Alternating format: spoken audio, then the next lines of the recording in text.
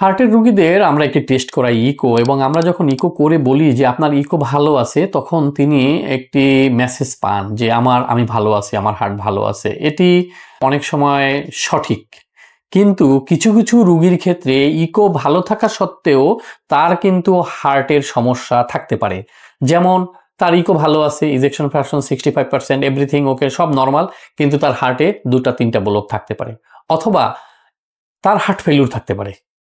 Eco ejection fraction normal থাকার সত্ত্বেও তার হার্ট ফেলিউর থাকতে পারে, তখন আমরা বলি যে heart failure with preserved ejection fraction, এই ডায়াগনোসিস, অর্থাৎ তার ডায়াস্টলিক হার্ট ফেলিউর হতে পারে।